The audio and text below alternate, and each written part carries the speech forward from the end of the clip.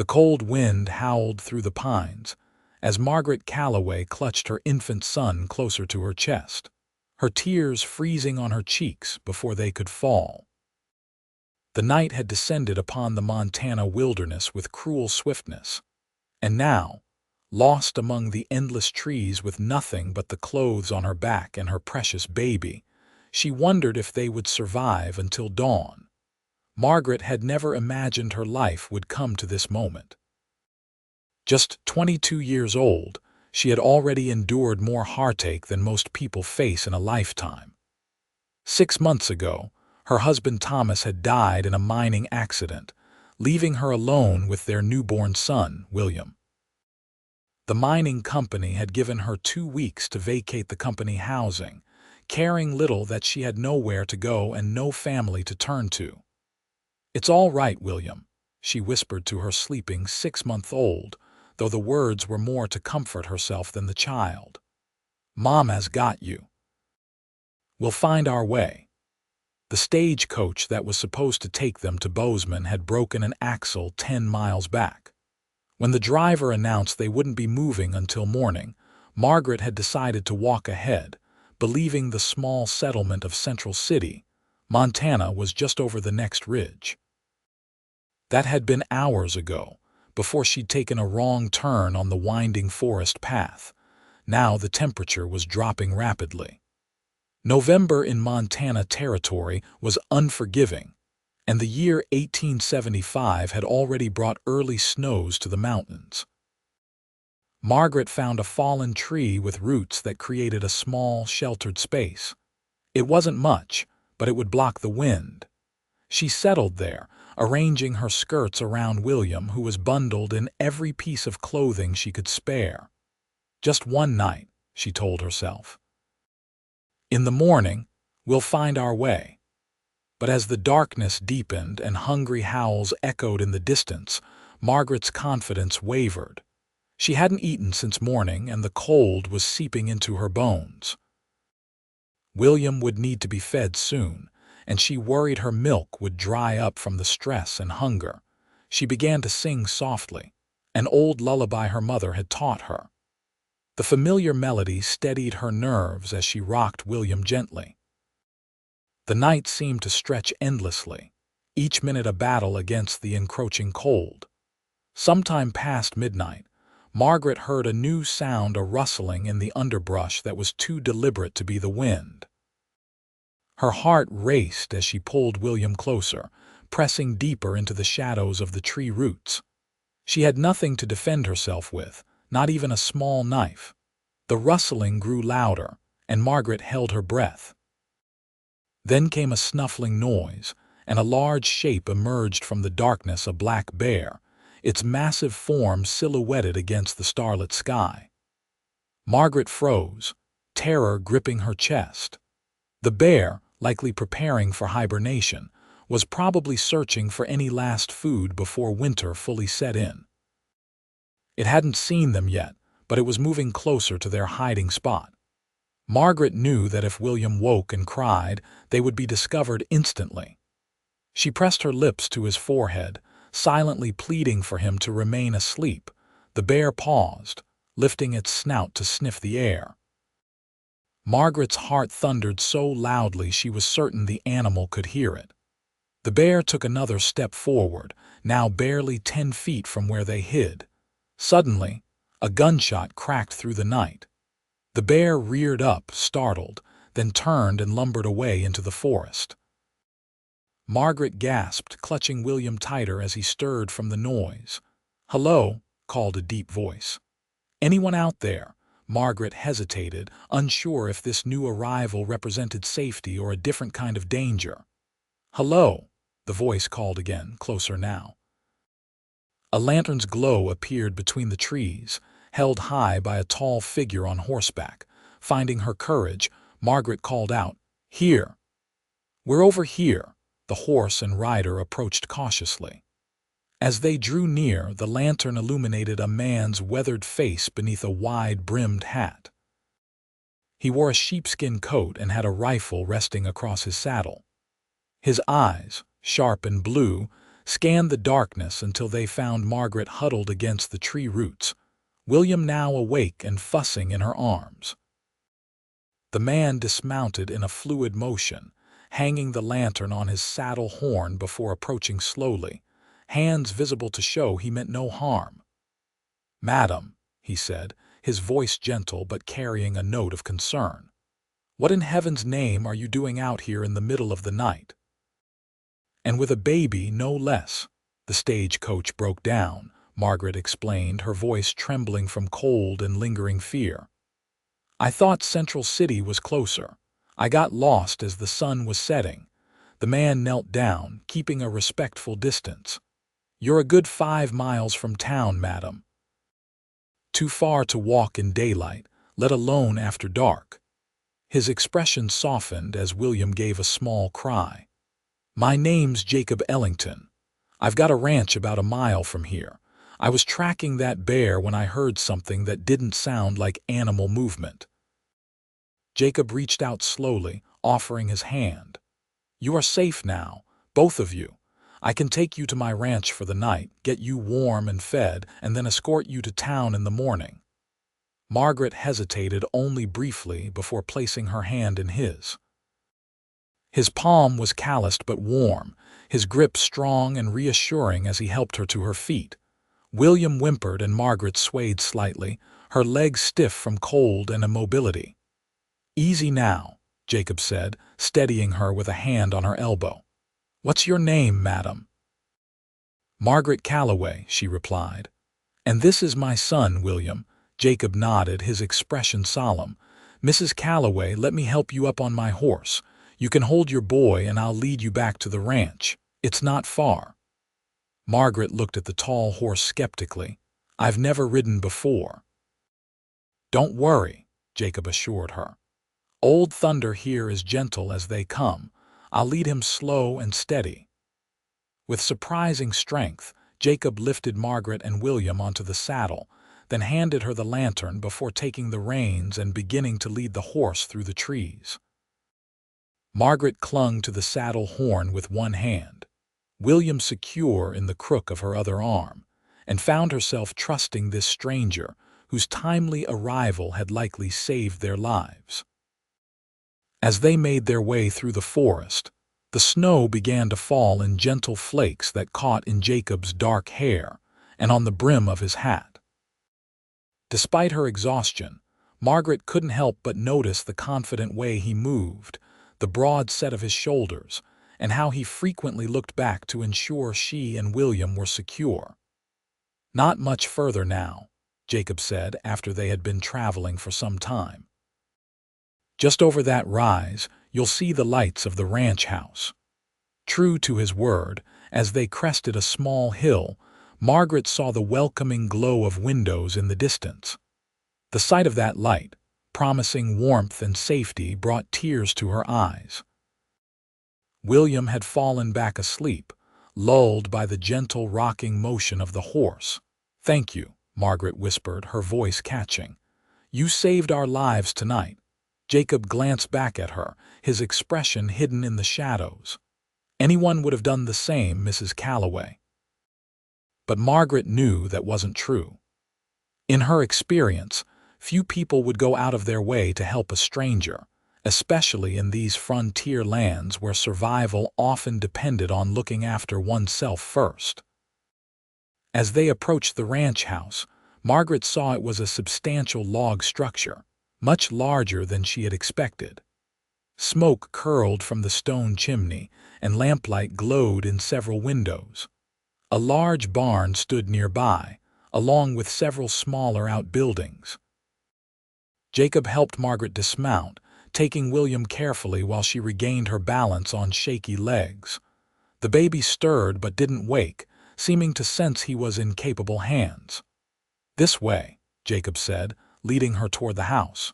He opened the door, ushering her into blessed warmth. The interior of the ranch house was simple but comfortable. A large stone fireplace dominated one wall of the main room, with well-worn furniture arranged around it. The wooden floors were partially covered with braided rugs, and oil lamps cast a golden glow over everything. "Jacob, is that you?" called a female voice. An older woman with silver-streaked black hair emerged from what appeared to be a kitchen. She stopped short at the sight of Margaret and the baby. "Goodness me, who have we here? Sarah, this is Mrs. Margaret Callaway and her son William," Jacob explained, gently handing William back to Margaret. "I found them in the woods, lost. Their stagecoach broke down. Mrs. Callaway, this is Sarah Miller, my housekeeper and the closest thing to a mother I've had since I was 12. Sarah's expression immediately softened with concern. "You poor dear, you must be frozen through. And the little one too." She bustled forward, guiding Margaret toward the fire. "Jacob, fetch some blankets. I'll warm some milk and broth." Margaret found herself seated in a rocking chair near the hearth, the warmth of the fire bringing painful tingles to her cold, numbed fingers and toes. Jacob returned with several woolen blankets, which Sarah helped wrap around Margaret and William. "How old is your little one?" Sarah asked, tucking the blanket more securely around them. 6 months, Margaret replied, her voice stronger now in the comfort of the house. "He's been so good, hardly cried at all during our ordeal." "A brave little man," Sarah said with a smile, "like his mama."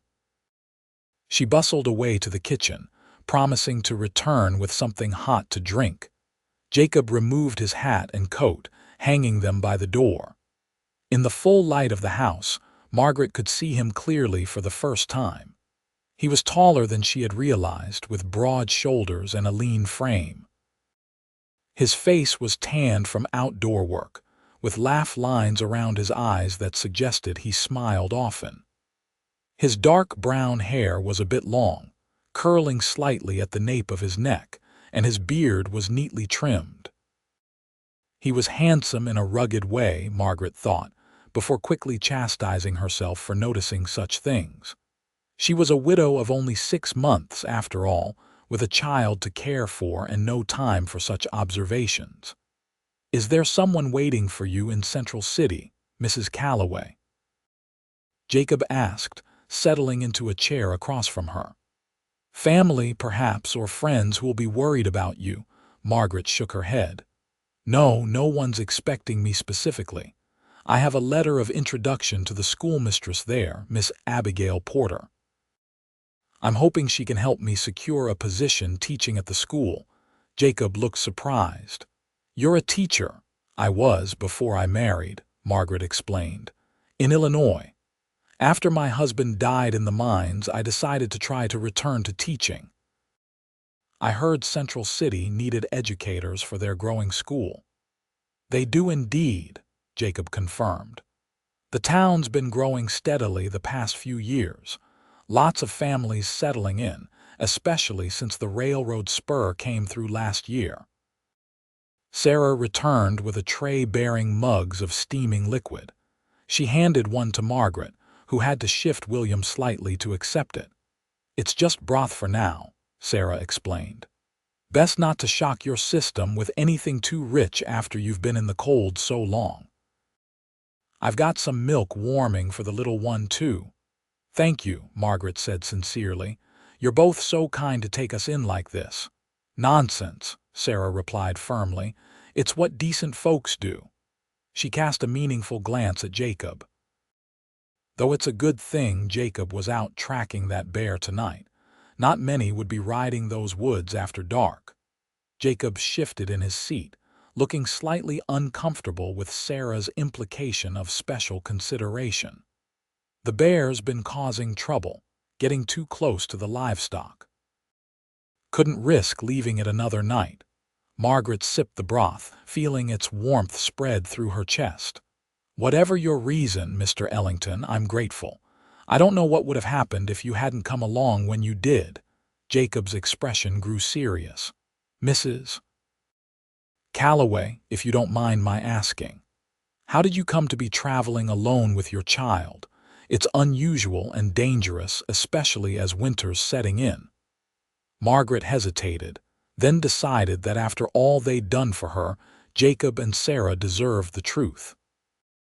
After Thomas, my husband, died, the mining company gave us 2 weeks to vacate their housing. I had some savings, but not much. I tried to find work in the town where we lived, but with William so young. She paused, looking down at her son's peaceful face. No one wanted to hire a woman with a baby. I saw an advertisement in a newspaper that Central City was seeking teachers, so I wrote to inquire. They responded favorably and suggested I come as soon as possible. The stagecoach fare took nearly all I had left. Sarah clicked her tongue in sympathy.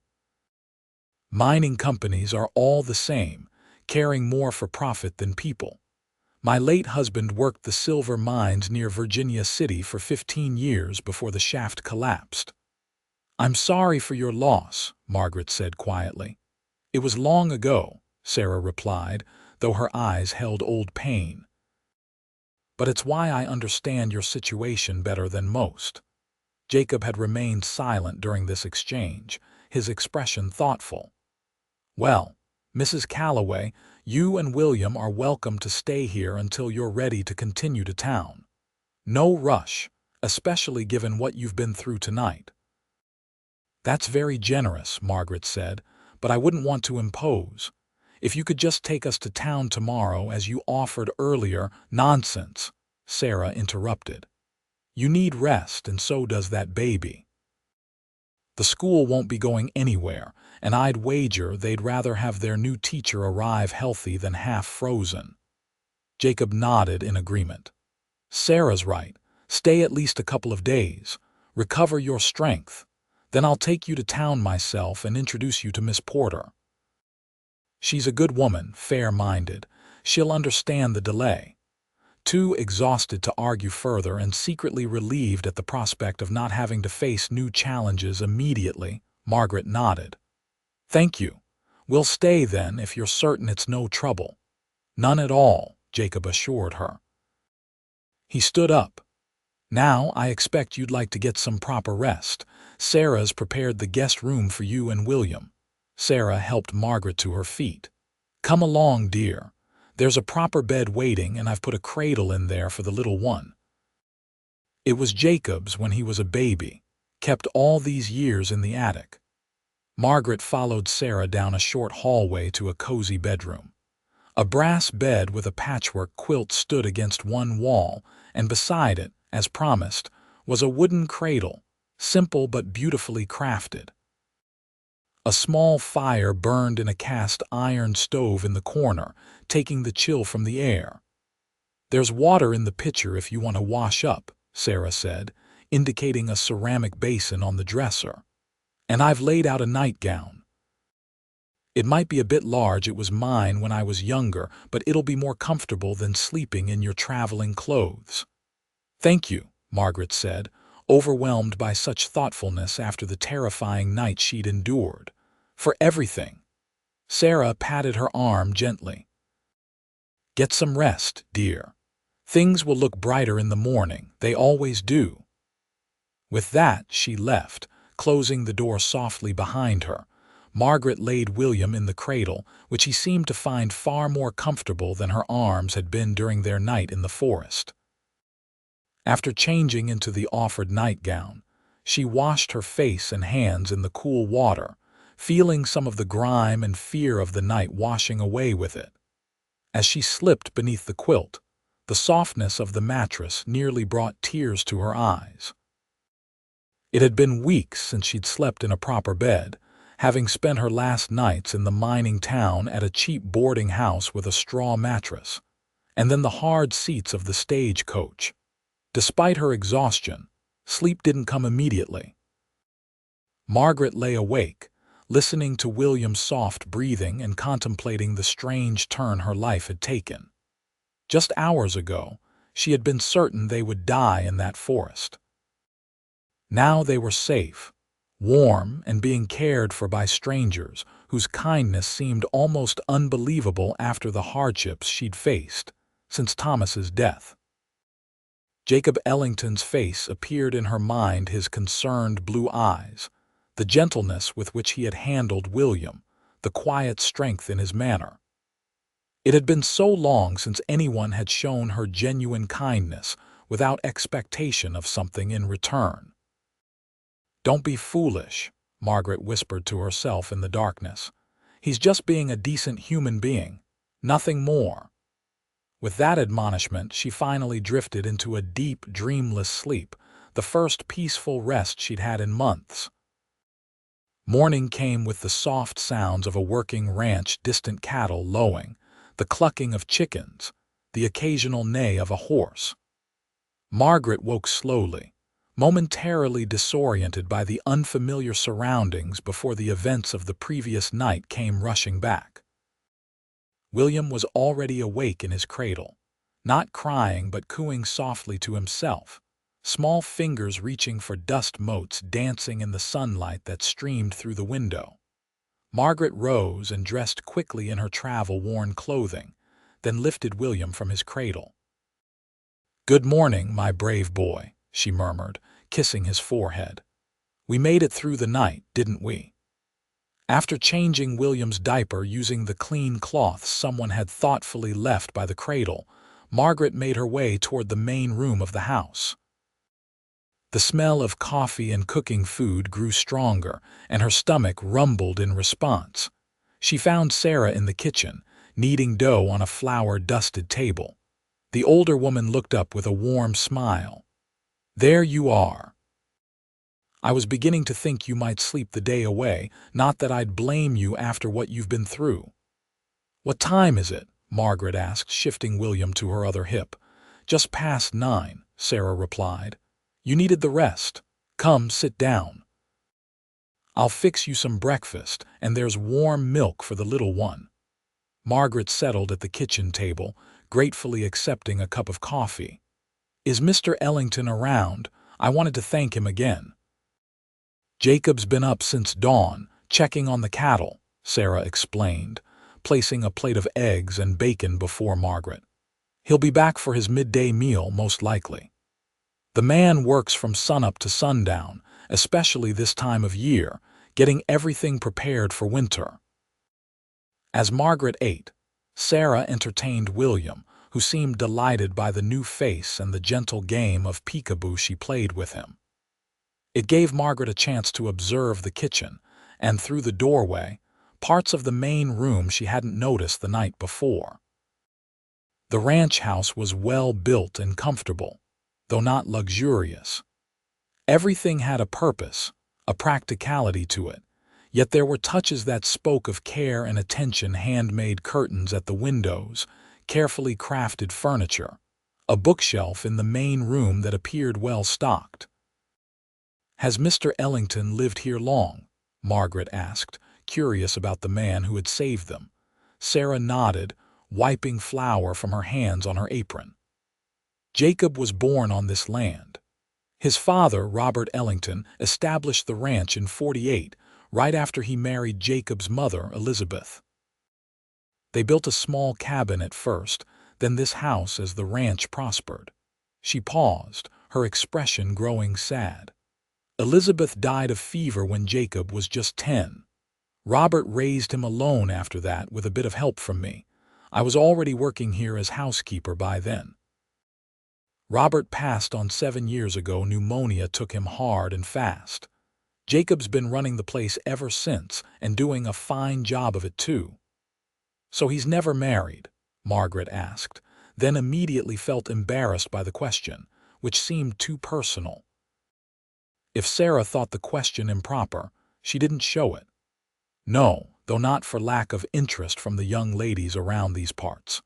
Jacob's devoted to this ranch. It's his father's legacy, you see. He says he hasn't had time for courting, but I think he just hasn't found the right woman yet." Sarah gave her a considering look that made Margaret blush slightly. "He's a good man, Mrs. Callaway, honest and hardworking, treats his hands fair, and he's respected in town." "I'm sure he is," Margaret said quickly, focusing on finishing her breakfast. "And please call me Margaret." "Margaret, then," Sarah agreed with a smile. "Now, if you're feeling up to it after breakfast, I thought you might like a proper bath. There's a bathing room off the back porch where we can heat water. Nothing feels better after a difficult journey than washing away the dust of the road. The promise of a bath was too tempting to resist. After breakfast, Sarah helped Margaret prepare the bath, heating kettles of water on the kitchen stove and carrying them to a small room off the back porch. A large copper tub stood in the center, and a small stove in the corner kept the room warm despite the November chill outside. "Take your time," Sarah said, leaving fresh towels and a clean dress one of her own. She explained for Margaret to change into afterward. "I'll look after William. He and I are already fast friends, aren't we, little man?" She tickled William's chin, eliciting a happy gurgle. The bath was heavenly. Margaret sank into the warm water with a sigh of pure pleasure, feeling the aches and tensions of her ordeal melting away. She washed her hair thoroughly and scrubbed her skin until it glowed pink, savoring the luxury of cleanliness that had been difficult to maintain during her weeks of travel. Afterward, dressed in Sarah's loaned clothing, a simple navy blue dress that was slightly loose but clean and whole, Margaret felt renewed. She found Sarah in the main room, sitting in the rocking chair with William on her lap, reading to him from a worn book of children's stories. "Feel better?" Sarah asked, looking up with approval at Margaret's refreshed appearance. "Worlds better," Margaret confirmed, settling on the sofa nearby. "Thank you for watching William. He seems quite taken with you." "Children and animals," Sarah said with a chuckle. "They've always taken to me. Never had any of my own, though I've helped raise plenty over the years, including Jacob." The door opened then, bringing a gust of cold air and the subject of their conversation. Jacob entered, stomping snow from his boots before removing them at the door. He hung his coat and hat on pegs by the entrance, then turned to find both women watching him. "Mrs. Callaway," he said, a smile warming his features. "You're looking much recovered today." Margaret stood, suddenly self-conscious in the borrowed dress. "Yes, thanks to your hospitality." "Mr. Ellington, I can't thank you enough for what you did last night. If you hadn't come along when you did," Jacob waved away her thanks. "I'm just glad I was there. And please call me Jacob. Mr. Ellington always makes me look around for my father." "Then you must call me Margaret," she replied. Jacob nodded, his gaze lingering on her face a moment longer than necessary before moving to William, who was watching him with wide, curious eyes from Sarah's lap. "And how's the young man today?" Jacob asked, moving closer and crouching down to William's level. To Margaret's surprise, William immediately reached for Jacob with chubby hands, his face breaking into a toothless smile. Jacob looked equally surprised but pleased, carefully taking the baby from Sarah.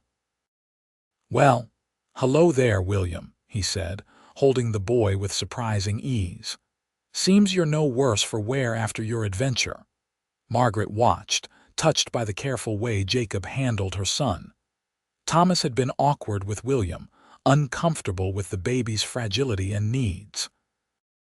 But Jacob held William naturally, as though he'd done it many times before. "You're good with children," Margaret observed. Jacob smiled, bouncing William gently in his arms. "I help deliver calves and foals every spring. Human babies aren't so different, just smaller and with fewer legs." Sarah snorted. "Don't let him fool you. Jacob helped deliver the Miller twins last winter when their ma went into labor during that terrible blizzard, and the doctor couldn't get through. He's got a gentle touch when it's needed." Jacob's ears reddened slightly at Sarah's praise. "That was different. Anyone would have done the same." "That seems to be your answer for everything," Margaret noted. "That anyone would have done the same, but they wouldn't, you know. Most people wouldn't ride out in the dark to track a bear. Most wouldn't stop to help strangers in the woods. Most wouldn't open their home to a woman and child they've never met before." Jacob looked uncomfortable with her assessment. "Well, My father raised me to believe that we're put on this earth to help each other. It's as simple as that." He handed William back to Sarah. "I should wash up before lunch. Excuse me." As he left the room, Sarah gave Margaret a knowing look. He was never one for taking compliments, that boy. But you're right, what he did for you and William, riding out in those woods at night, that wasn't something just anyone would do. Over the next 2 days, Margaret and William settled into the rhythm of life at the Ellington ranch. The weather turned colder, with frequent snow flurries, giving Margaret a convenient excuse to delay their departure for Central City. The truth was, she found herself reluctant to leave the safety and warmth of the ranch house and the company of its inhabitants. Sarah treated her like family from the start, sharing stories of her own life and listening with genuine interest to Margaret's.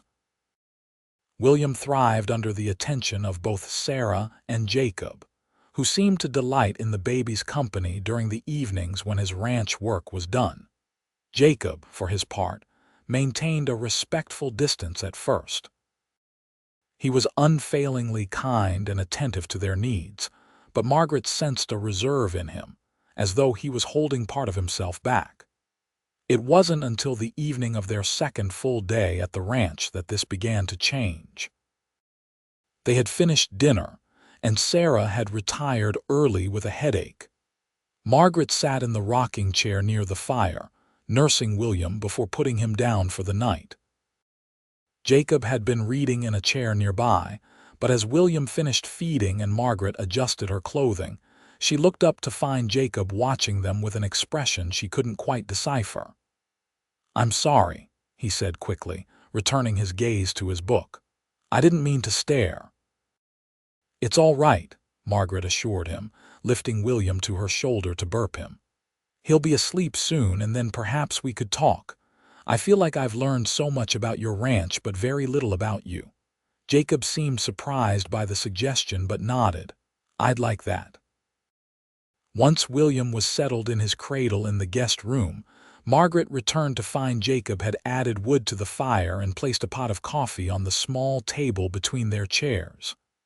"I thought you might like some," he explained, pouring her a cup. "The nights are getting colder." "Thank you," Margaret said, accepting the cup gratefully. She studied him over its rim as she sipped the strong brew. "Sarah told me you were born here on this ranch." Jacob nodded, settling back in his chair.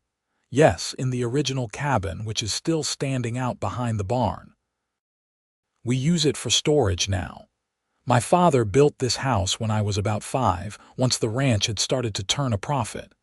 "You must love this land very much," Margaret observed.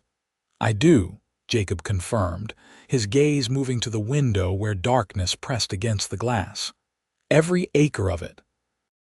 My father taught me to respect the land, to work with it rather than against it.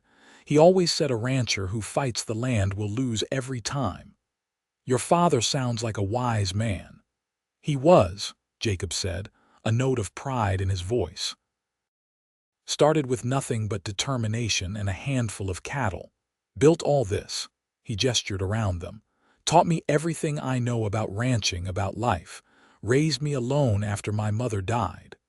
"Sarah mentioned that," Margaret said softly. "I'm sorry you lost her so young." Jacob's expression grew reflective. "I have only a few memories of her, her voice singing me to sleep, the smell of lavender in her clothes, the way she'd laugh at my father's terrible jokes just to make him happy." "She sounds lovely," Margaret said. "She was." Jacob turned his gaze to Margaret. "Sarah said your husband died in the mines." Margaret nodded, her hands tightening around her coffee cup. "Yes, a cave-in. There were 12 men lost that day." "I'm sorry," Jacob said sincerely. "That's a hard way to lose someone."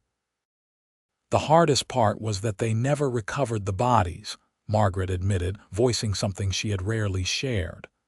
"They sealed the shaft, said it was too dangerous to retrieve them." She swallowed hard.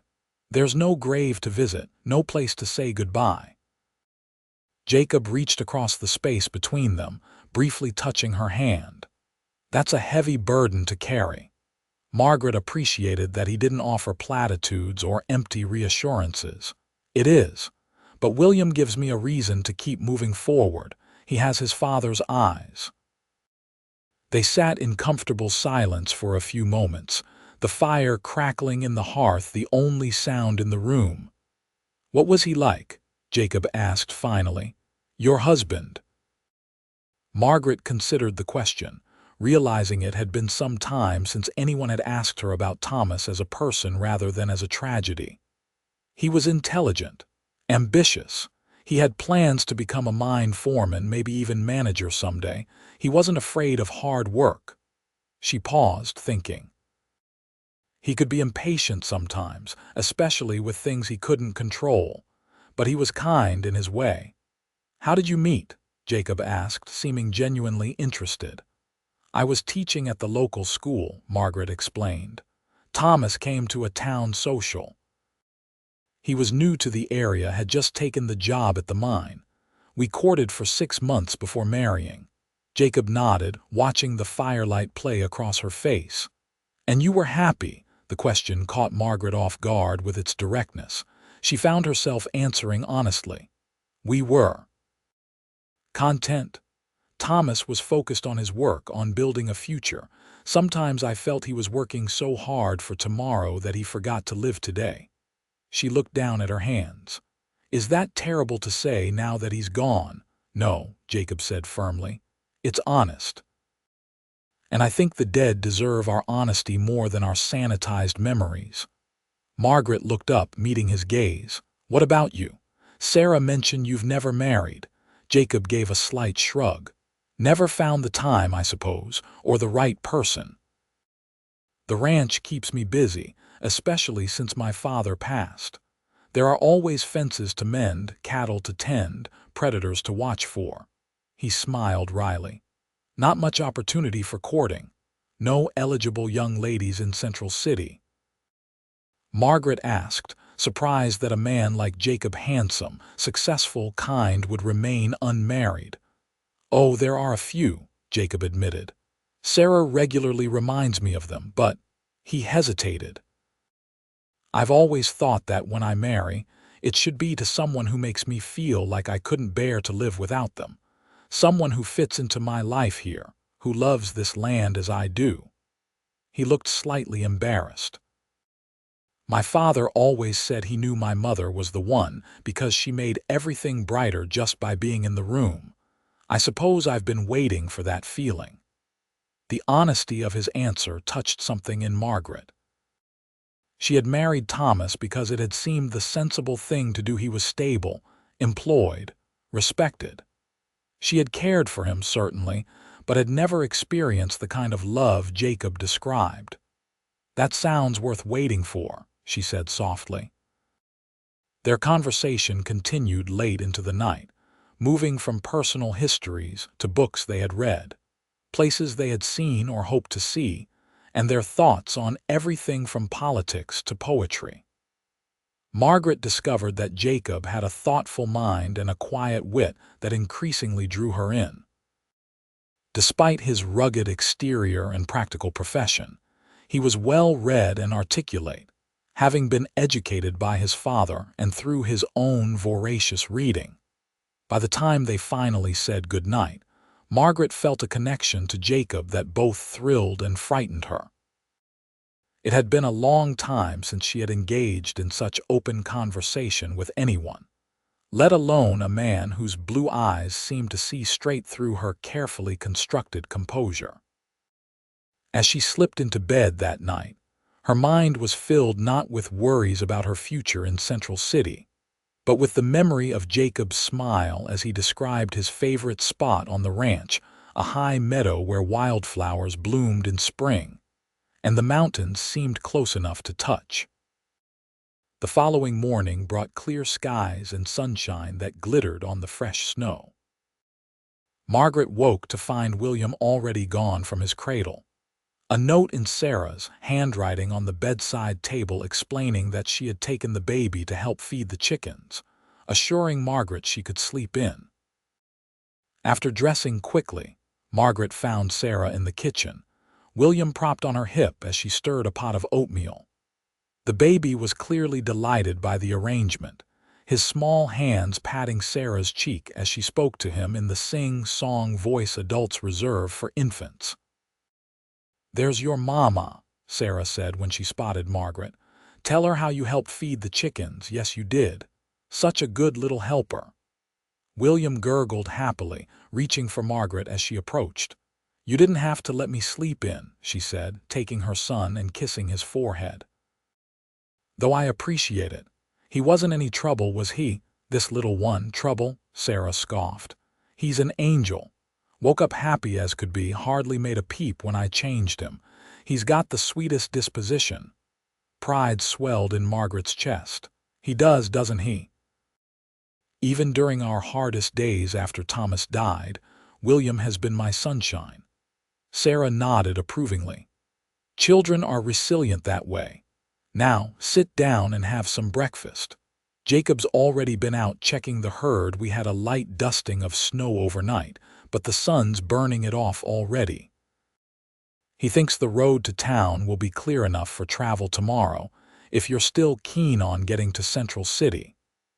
The mention of leaving created a sudden hollowness in Margaret's chest.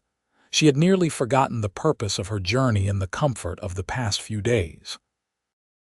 "Yes, of course," she said, her voice not quite steady. "I should contact Miss Porter as soon as possible about the teaching position." Sarah placed a bowl of oatmeal before her, topped with honey and dried berries. "Jacob mentioned he might show you around the ranch today if you're interested. Give you a proper look at the place in daylight." "I'd like that," Margaret said, unable to suppress a small smile at the prospect of spending time with Jacob. "If he's not too busy." "For you and William. I suspect he'll make time," Sarah said with a knowing look that made Margaret blush slightly. Jacob appeared shortly after breakfast, his cheeks ruddy from the cold but his eyes bright. "Perfect day for a tour of the ranch," he announced. "If you're up for it, Margaret." "I'd love to see it," she replied, trying to ignore the flutter in her stomach at the way he said her name. "Bundle up warm," Jacob advised. "The sun's out, but there's still a bite in the air." Sarah insisted on keeping William at the house. "No sense exposing the little one to the cold unnecessarily," she said firmly. "Besides, we have baking to do, don't we, William? You can help me cut out cookies." After assuring Sarah they wouldn't be gone long and wrapping up in the warmest clothing available, including a heavy coat of Jacob's that engulfed Margaret's smaller frame, they set out from the house. Jacob had saddled 2 horses, a decision that made Margaret hesitate. "I told you the other night, I've never ridden before," she reminded him. Jacob offered an encouraging smile. "No better time to learn than a clear day with gentle slopes. Daisy here is the sweetest mare on the ranch. She practically rides herself. I'll stay right beside you, and we won't go far or fast." With Jacob's patient instruction and steady hand helping her mount, Margaret found herself astride the horse, nervous but determined. Jacob showed her how to hold the reins, how to guide Daisy with gentle pressure from her legs, and most importantly, how to relax into the horse's movement. "The more tense you are, the more uncomfortable the ride," he explained. "Trust Daisy to do the work. You just need to be her partner." After a few tentative circles in the yard, Margaret began to gain confidence. The initial fear gave way to a growing excitement as she and the mare developed an understanding. "That's it," Jacob encouraged as she successfully guided Daisy around a small obstacle. "You're a natural, Margaret." His praise warmed her more than it should have, and she found herself smiling despite the cold air nipping at her cheeks. "She's a good teacher," Margaret said, patting the mare's neck affectionately. They rode at a walk away from the ranch house, Jacob pointing out various features of his property. The main pastures where the cattle grazed in summer, now holding only a small winter herd. The creek that ran along the western boundary, partially frozen now but teeming with fish in warmer months. The stands of pine that provided shelter for wildlife and occasional lumber for ranch projects. "The ranch is larger than I expected," Margaret commented as they crested a small rise that provided a view of the valley below. 800 acres, Jacob said with pride evident in his voice. "My father started with just 100, added more as he could afford it, piece by piece." "And you've continued his work," Margaret observed. Jacob nodded, his gaze sweeping over the land. "Added another 100 acres myself 3 years back. Good grazing land to the north." He glanced at her. "It's a good life, ranching. Hard work, certainly, and at the mercy of weather and markets, but there's something satisfying about it, building something lasting." "I can see why you love it," Margaret said sincerely. The passion in Jacob's voice when he spoke of the ranch was unmistakable. This wasn't just land to him, it was a legacy, a purpose, a home in the deepest sense of the word. They continued their ride, eventually stopping at a small frozen pond surrounded by bare-branched aspens that Jacob said would be a riot of golden leaves come fall. "This is one of my favorite spots," Jacob admitted as they dismounted. He spread a blanket he'd brought on a dry patch of ground, and they sat side by side, looking out over the pond and the mountains beyond. In spring, ducks nest along the edges. Summer brings dragonflies by the hundreds. Even in winter, like now, there's a certain peace to it. Margaret drew the borrowed coat tighter around herself, not from cold but from a sudden awareness of Jacob's proximity. Their shoulders nearly touched as they sat, and she could feel the warmth radiating from him even through the layers of clothing. "Thank you for showing me your ranch," she said, her voice softer than she intended. "It's beautiful." Jacob turned to look at her, his expression open and earnest. "I'm glad you like it. Not everyone appreciates this kind of beauty, the wildness of it, the space." "I do," Margaret assured him. "After living in mining towns with their dust and noise, this feels—" She searched for the right word. "Pure, somehow, honest." Jacob studied her face for a long moment, then looked away toward the distant mountains. "Margaret," he began, his voice taking on a serious note, "I know you're set on going to Central City tomorrow, and I understand you have your heart set on that teaching position." Margaret waited, sensing there was more he wanted to say. Jacob continued, choosing his words carefully. "The thing is, Central City is a growing town, but it's still rough in many ways. The school is small, the accommodations for teachers limited, with William to care for." He hesitated. "What I'm trying to say is, if things don't work out as you hope there, or if you ever need a place to come back to, my door is always open to you. Both of you." The sincerity in his voice caught Margaret off guard. "That's very kind," she managed to say, though the words felt inadequate for the emotion his offer stirred in her. "It's not just kindness," Jacob said, turning to face her fully now. "Margaret, I know we've only known each other a few days, but I feel a connection to you that I can't explain. Maybe it was finding you and William that night in the woods, or the way you fit so naturally into life at the ranch, or the conversations we've had. I don't know. But what I do know is that I'd like the chance to see where this connection might lead." Margaret's heart pounded in her chest. "Jacob, she stopped, uncertain what to say. The truth was, she felt the connection too, had felt it growing stronger each day. But she was a widow of only 6 months, with a baby dependent on her and no security to speak of. Could she trust these feelings that had developed so quickly? "You don't have to answer now," Jacob said, seeming to sense her internal conflict. "Go to Central City. Meet with Miss Porter about the teaching position. Take the time you need. Just know that there's a place for you here if you want it." They sat in silence for a few moments, the weight of his words hanging between them. Margaret found herself imagining what life might be like at the Ellington ranch, not as a guest, but as something more permanent. The thought was both terrifying and exhilarating. Finally, she spoke. "I've spent the last 6 months focusing solely on survival, Jacob.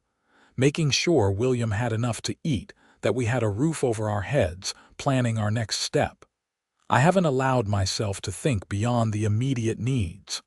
Jacob nodded, listening intently.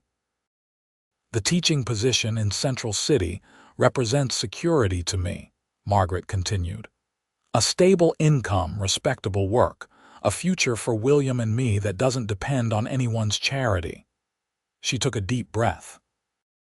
"But these past few days at your ranch have shown me something I didn't expect, that there might be more to life than just surviving.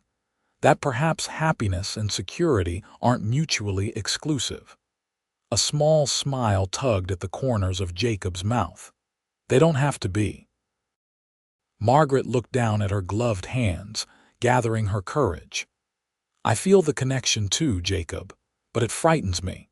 Everything has happened so quickly, and my judgment hasn't always been the best when it comes to my own heart." Jacob reached over and gently took one of her hands in his. "Then let's take it slow. Go to Central City tomorrow as planned. I'll introduce you to Miss Porter, help you get settled. And perhaps, if you're willing, I could call on you there. We could get to know each other better without the pressure of making any decisions right away." The suggestion eased something in Margaret's chest, a way forward that didn't require her to choose between security and the unexpected feelings developing for this kind, steady man. "I'd like that," she said, squeezing his hand. The smile that spread across Jacob's face was like sunrise breaking over the mountains. "Then it's settled. Now, let me show you one more spot before we head back. William will be wondering where his mama is." They remounted their horses, Margaret finding it easier the second time, and rode to a rise overlooking the ranch house. From this vantage point, the entire property spread out before them, the house with smoke curling from its chimney, the barn and outbuildings, the corrals and pastures, all nestled in the valley with mountains rising majestically beyond. "My father used to bring me up here when I was a boy," Jacob said. "He'd point out everything the Ellingtons had built, everything we were responsible for. He taught me that a man's worth isn't measured by what he takes from the world, but by what he builds and leaves behind." Looking at the ranch from above, Margaret could see how much love and labor had gone into creating this haven. The thoughtful layout of the buildings, the well-maintained fences, the careful management of the land, all spoke of generations of dedicated stewardship. "Your father would be proud of what you've continued to build," Margaret said softly. Jacob glanced at her, a vulnerability in his expression she hadn't seen before. "I hope so." They rode back to the ranch house in comfortable silence, each lost in their own thoughts about the conversation they'd shared and the possibilities that lay ahead. As they approached, Sarah appeared on the porch with William in her arms, the baby bundled up against the cold but clearly excited to see his mother returning. "There they are," Sarah called out, waving William's small hand at them. "We were beginning to think you'd run off to the mountains together." Margaret felt her cheeks warm at Sarah's teasing implication, but Jacob just laughed good-naturedly as he helped Margaret dismount. "Just showing Margaret the best parts of the Ellington spread," he explained, his hand lingering at her waist a moment longer than strictly necessary. "And did you approve, Margaret?" Sarah asked with a knowing twinkle in her eye. Margaret met Jacob's gaze briefly before answering. "Very much so." "It's a special place." Sarah nodded approvingly. "That it is. Now come inside, both of you. I've made stew for lunch and there are fresh biscuits just out of the oven." The rest of the day passed in a pleasant blur of domestic activities. Margaret helped Sarah with the washing, while Jacob caught up on paperwork in his father's old study. In the evening, they gathered in the main room, where Jacob read aloud from a volume of Mark Twain while Sarah mended clothing and Margaret nursed William by the fire. It felt remarkably like family, Margaret thought, as she listened to Jacob's deep voice bringing the humorous tale to life. A family formed not by blood or obligation, but by chance and choice. The idea should have frightened her. It was too soon, too fast, but instead, it filled her with a quiet contentment she hadn't felt in years. That night, as she prepared for bed, knowing it would be their last night at the ranch before traveling to Central City the next day, Margaret found herself lingering at the window.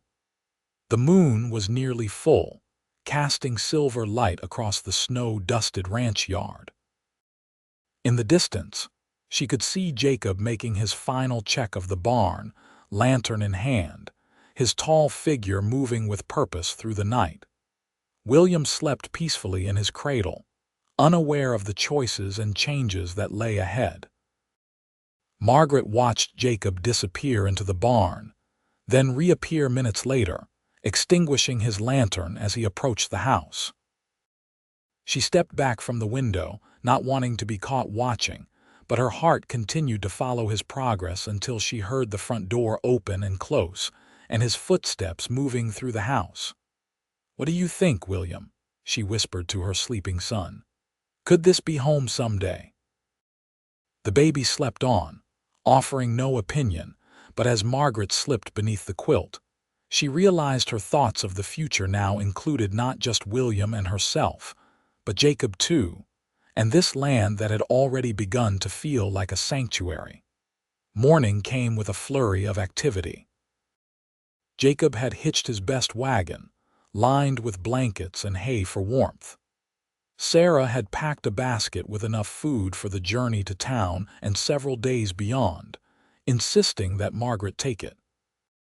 "The boarding house food is barely fit for consumption," Sarah declared as she tucked in another jar of preserves. "You'll need proper nourishment, especially while you're nursing William." Margaret tried to protest the generosity, but Sarah wouldn't hear of it. "Consider it a welcome gift to Central City," she said firmly. "Besides, Jacob will bring the basket back when he comes to call on you."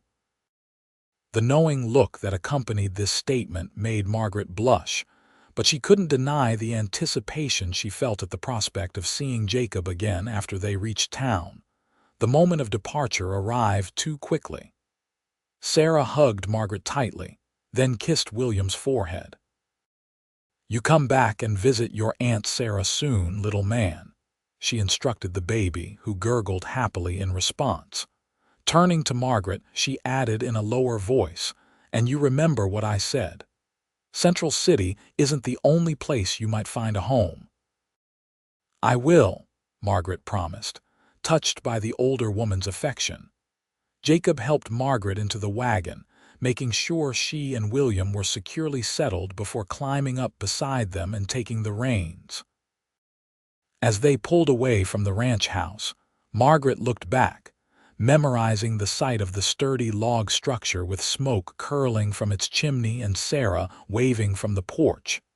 The journey to Central City took most of the morning. The roads were clear enough, though patches of ice required careful navigation. Jacob kept the team at a steady pace, pointing out landmarks along the way and telling stories about the area's history.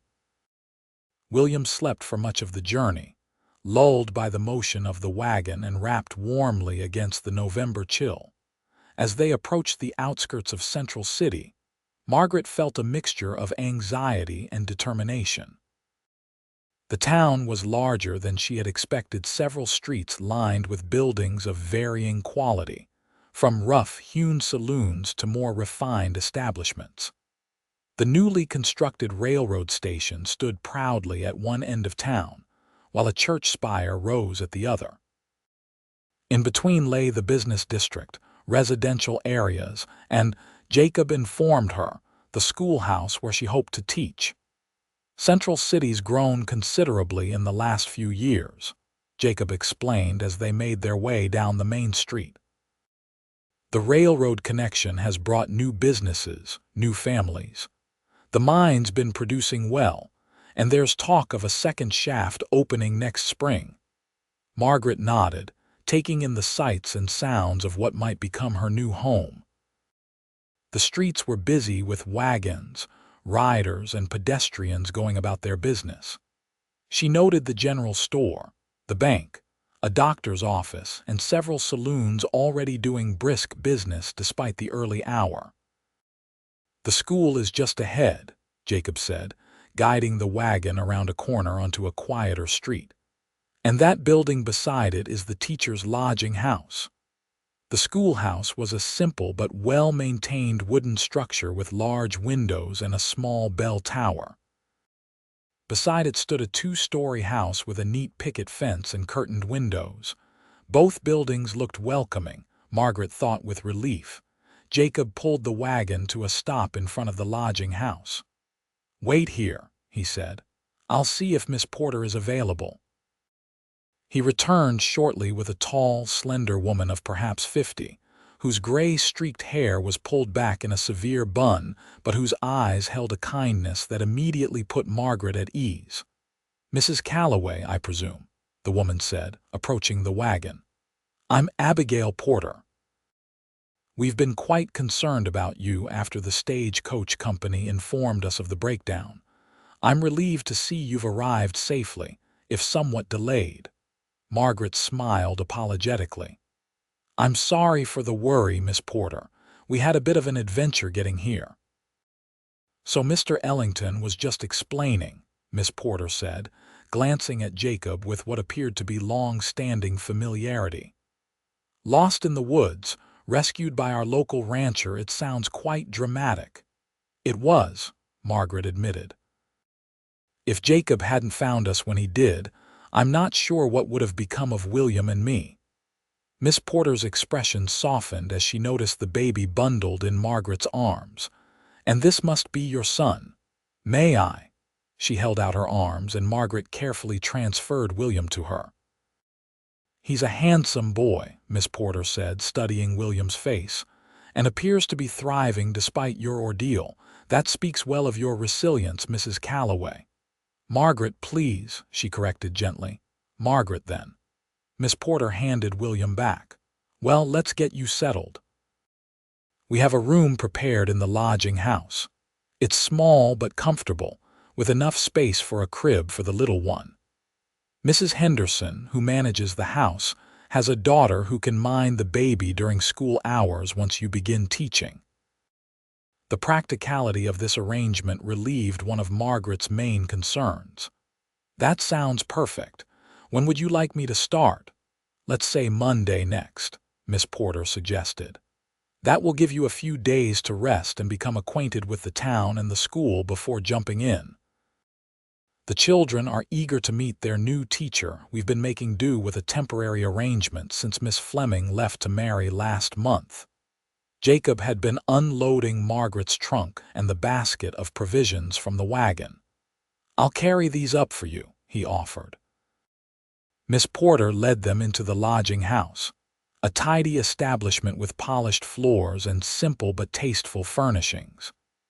Mrs. Henderson, the housekeeper, was a plump, cheerful woman who immediately cooed over William and assured Margaret that her daughter Emily was excellent with children. "Emily has a natural way with little ones," Mrs. Henderson said proudly. "She minds several of the town children already. Your William will be in good hands while you're teaching." Margaret's room was on the second floor, overlooking a small garden that would be lovely in spring, though now it lay dormant under a thin blanket of snow. The room itself was neat and clean, with a bed, dresser, small writing desk, and a rocking chair near the window. A crib had already been set up in the corner, ready for William. "This will do nicely," Margaret said, genuinely pleased with the accommodation. Miss Porter nodded approvingly. "I'll leave you to get settled then. Perhaps you join me for tea at 4 o'clock. We can discuss the curriculum and your duties then." "I'd be delighted," Margaret agreed, As Miss Porter departed, Jacob set down the trunk and placed the basket on a small table. "Well," he said, suddenly looking uncertain, "I suppose I should be going. Let you get settled in." Margaret found she was reluctant to see him leave. "Thank you for everything, Jacob. Not just the ride to town, but for saving us that night, for your hospitality." Jacob shook his head. "No need to thank me again." He hesitated, then continued with determination. "Margaret, I meant what I said yesterday. I'd like to call on you if that's agreeable." "It is," Margaret said softly, aware of Mrs. Henderson still lingering in the doorway with obvious interest in their conversation. Jacob's expression brightened. "Good. I'll be in town again on Saturday for supplies. Perhaps we could have dinner at the hotel restaurant. It's not fancy, but the food is decent." "Saturday would be lovely," Margaret agreed, ignoring Mrs. Henderson's poorly concealed smile. Jacob took his hat from where he'd placed it on the dresser. "Until Saturday, then." He nodded politely to Mrs. Henderson as he passed her on his way out. Once he had gone, Mrs. Henderson entered the room fully, her expression curious but kind. "Mr. Ellington is a fine man," she observed. "One of the most respected ranchers in the county." "Yes, he is," Margaret agreed, not elaborating further as she began to unpack William's things. Mrs. Henderson seemed to sense her reluctance to discuss the matter. "Well, I'll leave you to settle in. Dinner is served at 6 in the dining room downstairs, though you're welcome to take your meals in your room if you prefer, especially with the little one. Just let me know." Left alone with William, Margaret sat in the rocking chair by the window, looking out at her new surroundings. Central City spread below, a bustling frontier town full of possibilities. The teaching position offered the security and independence she had sought, the chance to support herself and William through respectable work. And yet, her thoughts kept returning to the Ellington ranch, to the peace she had found there in just a few short days, to Jacob's steady presence and the connection that had formed between them so unexpectedly. "One step at a time," she murmured to William, who had fallen asleep in her arms. "We'll see where this path leads us." The days leading up to her first day of teaching passed quickly. Margaret met her students during a brief visit to the schoolhouse, finding them to be a diverse group ranging from 6 to 16 years of age with varying levels of education. Some of the older boys attended only sporadically, their families needing their help with farming or other work, while the youngest children were just beginning to learn their letters. Miss Porter proved to be an excellent mentor, providing guidance on the curriculum and classroom management, while giving Margaret the freedom to develop her own teaching style. The school board members, all prominent men from the town, seemed pleased with Margaret's qualifications and approach, though several expressed concern about her ability to handle the position with a young child to care for. "I assure you, gentlemen," Margaret had said firmly, "my son will not interfere with my duties to the school. Mrs. Henderson's daughter has agreed to mind him during school hours, and I am quite capable of balancing motherhood and teaching." Her confidence had silenced their doubts, at least temporarily, though Margaret knew she would need to prove herself in the coming weeks. Saturday arrived with clear skies and milder temperatures, a brief reprieve from the wintry weather. Margaret spent extra time on her appearance before Jacob's arrival, changing from her everyday dress into her one good gown, a deep blue wool that brought out the color in her eyes. She arranged her hair more carefully than usual, pinning the dark curls into a neat style that framed her face becomingly. Mrs. Henderson, who had quickly appointed herself as a motherly figure to Margaret, looked after William while Margaret prepared. "My, don't you look lovely," she said approvingly when Margaret came downstairs. "Mr. Ellington won't know what hit him." Margaret blushed but couldn't deny the small thrill of anticipation she felt. "It's just dinner, Mrs. Henderson." "Of course it is, dear," the older woman replied with a knowing smile. "Now, don't worry about William. Emily and I will take good care of him. You enjoy your evening." Jacob arrived precisely at the arranged time, his tall frame filling the doorway of the lodging house. He had clearly made an effort with his appearance as well, wearing a clean shirt and jacket, his dark hair neatly combed and his beard trimmed. He held his hat in his hands, looking both handsome and slightly nervous.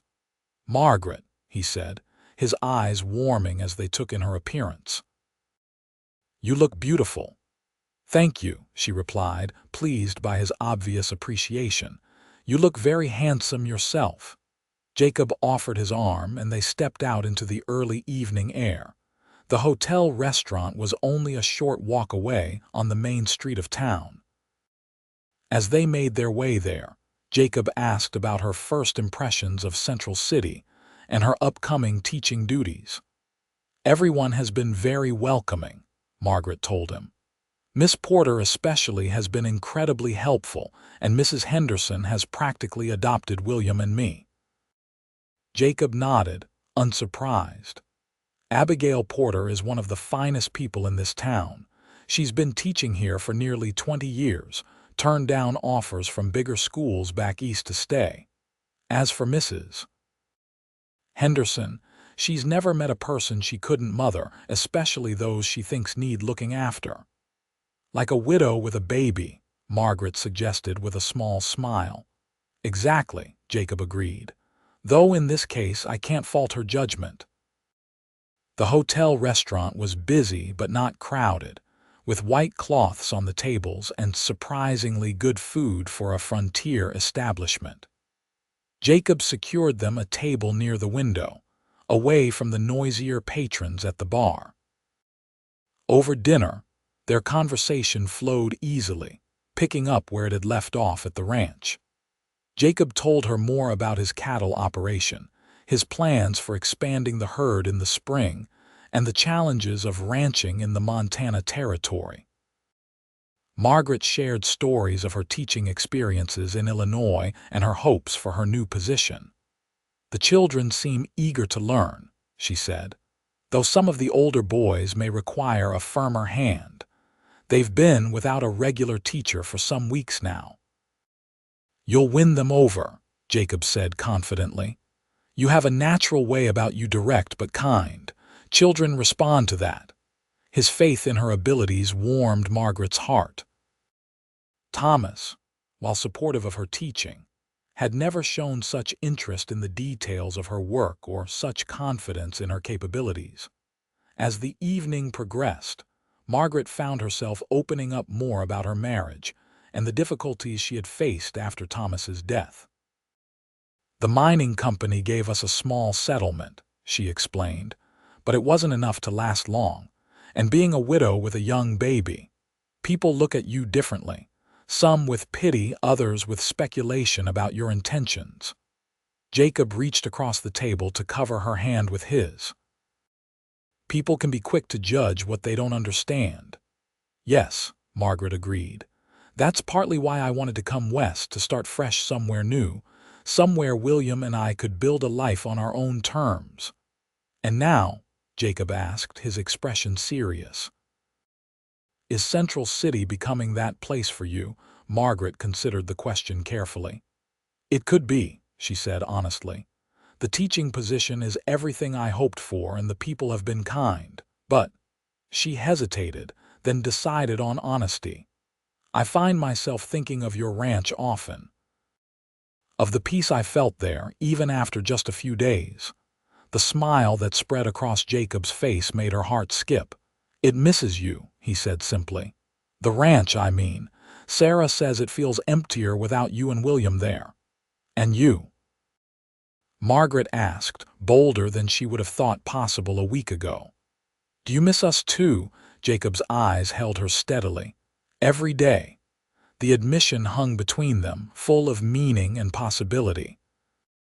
For a moment, Margaret could almost see a different future unfolding, one where the Ellington ranch became home, where William grew up running through those meadows, where she and Jacob built a life together. But reality intruded in the form of the town's mayor, who stopped by their table to welcome Margaret to Central City and express his approval of her appointment to the school. "We're fortunate to have found a teacher of your caliber, Mrs. Callaway," Mayor Thompson said pompously. "Though I must say, I'm surprised to see you dining with our Mr. Ellington here so soon after your arrival." His tone carried a hint of disapproval that made Margaret's cheeks burn. Jacob's expression hardened slightly. "Mrs. Callaway and I became acquainted when I found her and her son lost in the woods last week, Mayor. I'm merely ensuring she's settling into town properly, as any neighbor would." The mayor harumphed, clearly not entirely satisfied with this explanation but unwilling to challenge Jacob further. "Well, we look forward to seeing you at church tomorrow, Mrs. Callaway. The school board will be in attendance, of course." After he had moved on, Margaret sighed. "I suppose I should have expected that. Small towns and their love of gossip." "Don't let Thompson bother you," Jacob advised. "He enjoys feeling important, but he's harmless enough, though I am sorry if our dinner has caused any awkwardness for you." "It hasn't," Margaret assured him. "At least, not in any way I regret." The remainder of the evening passed pleasantly, though with a new awareness of the eyes watching them. When Jacob walked Margaret back to the lodging house, they stopped at the gate, reluctant to part. "Thank you for dinner," Margaret said. "It was lovely to see you again." Jacob nodded, his expression thoughtful. "Margaret, I want you to know that I understand you have commitments here now, the teaching position, a chance to establish yourself independently.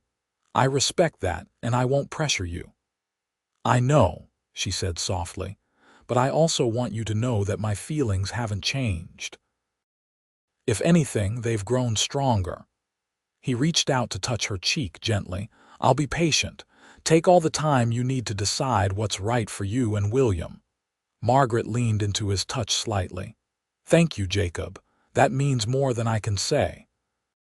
For a moment it seemed he might kiss her, but instead Jacob stepped back, ever the gentleman. "Good night, Margaret. I'll see you soon." "Good night, Jacob." As she watched him walk away, Margaret felt both a sense of loss and a growing certainty that whatever was developing between them was worth exploring further, despite the complications it might bring.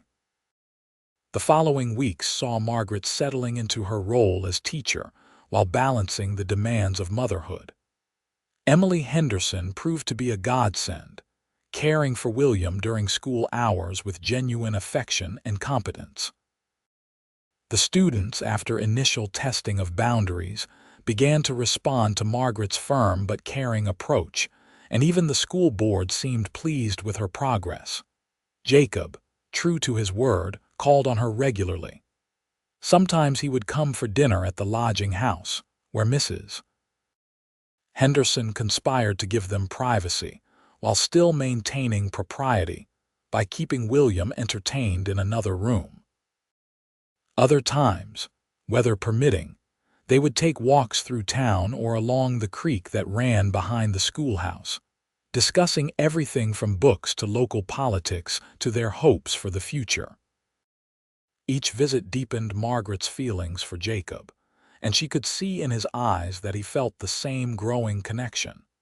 Yet neither rushed to define what was developing between them, both recognizing the need for time and certainty. December arrived with heavy snows that sometimes made travel between the ranch and town difficult. But Jacob never missed a promised visit, sometimes arriving on horseback when the roads were too deep with snow for wagons. Sarah sent regular packages with him, cookies for Margaret and the children at school, knitted items for William, and notes full of ranch news and thinly veiled inquiries about when Margaret might visit again. As Christmas approached, the town buzzed with preparations. The schoolchildren rehearsed a pageant under Margaret's direction, and the women of the church organized a community celebration. Margaret found herself genuinely enjoying the sense of belonging that was developing, though she still sometimes felt like an outsider in certain circles, particularly among the more established families who viewed her single status with a mixture of pity and suspicion. One evening in mid-December, Jacob arrived unexpectedly at the lodging house. The snow was falling heavily, and he stamped it from his boots on the porch before entering. "Jacob," Margaret exclaimed, surprised to see him. "I wasn't expecting you until Saturday." "I know," he said, removing his hat and coat, "but there's something I wanted to ask you, and it wouldn't wait." Mrs. Henderson appeared briefly in the doorway to the parlor, noted Jacob's serious expression, and discreetly withdrew, though Margaret suspected she wouldn't go far. "What is it?" Margaret asked, gesturing for Jacob to sit with her near the fire. Jacob remained standing, seeming too full of energy to sit. "Sarah and I would like to invite you and William to spend Christmas at the ranch," he said without preamble. "The school will be on holiday and Sarah's already planning the feast and decorations. She misses you both terribly, and so do I." The invitation touched Margaret deeply. "That sounds wonderful," she admitted, "but the town Christmas celebration is on Christmas Eve," Jacob finished for her. "We could attend together, then leave for the ranch afterward. Spend Christmas Day and the week after at the ranch if you'd like." The thought of returning to the Ellington ranch, of spending the holiday with Jacob and Sarah, filled Margaret with a warmth that had nothing to do with the fire beside them. "We'd love to come," she said, her decision made. Jacob's face lit up with pleasure. "Wonderful. Sarah will be delighted." "As am I."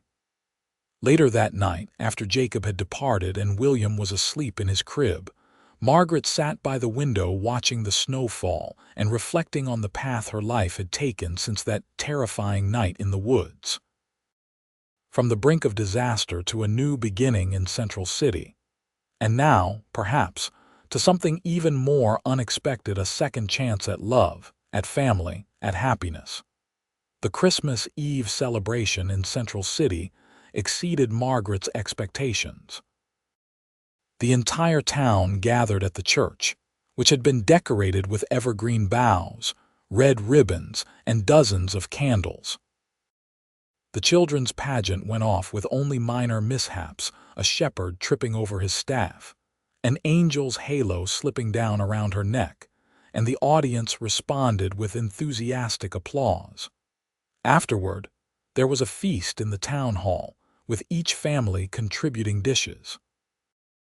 Margaret's apple pie, made from Sarah's recipe, received numerous compliments, and William, now 7 months old and sitting up on his own, charmed everyone with his happy disposition and ready smiles.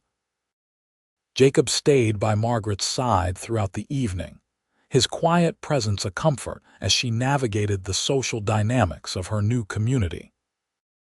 Many of the townspeople had come to respect her as a teacher, but others still regarded her with curiosity, or in some cases, disapproval of her growing friendship with Jacob. "Don't mind Mrs. Thornton," Jacob murmured after a particularly frosty exchange with the banker's wife. "She had hopes that her niece might catch my interest, has been trying to arrange it for years." Margaret couldn't help but smile at this revelation. "And did she catch your interest, I mean?" "Not in the slightest," Jacob replied honestly. "She's a nice enough young lady, but we have nothing in common beyond living in the same county." As the evening wound down, Jacob brought the wagon around, now equipped with runners for the snowy roads. Margaret had packed a small trunk for their stay at the ranch, which Jacob secured in the back while she said her goodbyes to Mrs. Henderson and Emily. "Enjoy your Christmas, dear," Mrs. Henderson said, hugging Margaret warmly. "And don't worry about a thing here. Your room will be waiting when you return." The journey to the ranch took longer than usual due to the snow-covered roads, but Jacob had prepared well.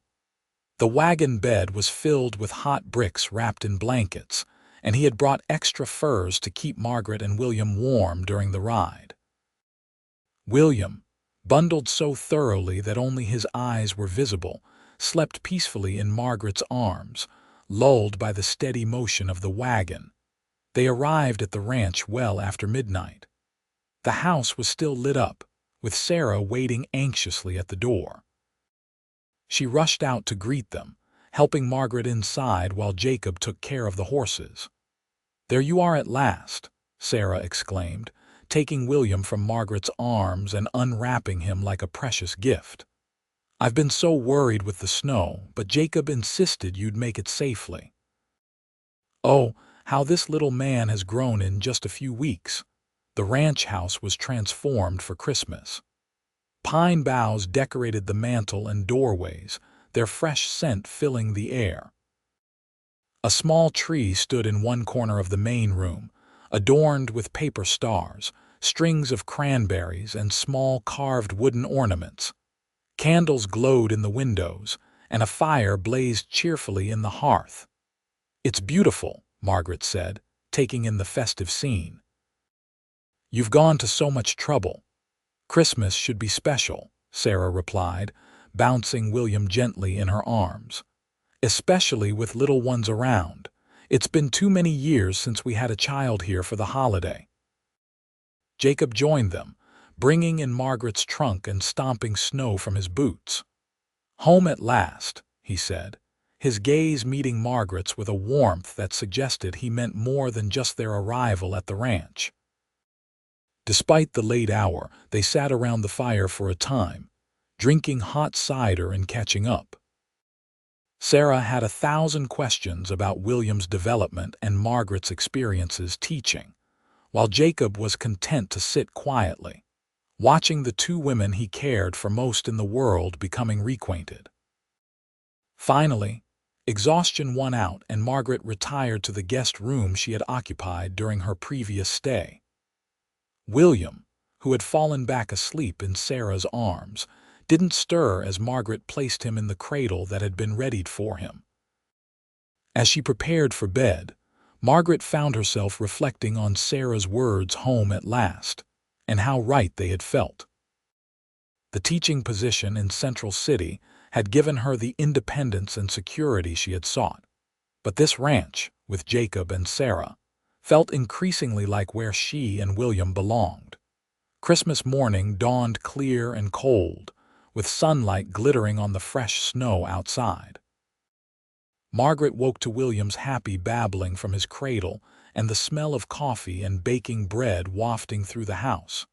After dressing and attending to William, Margaret found Sarah in the kitchen, up to her elbows in flour and festive spirits. "Merry Christmas, dear," Sarah greeted her.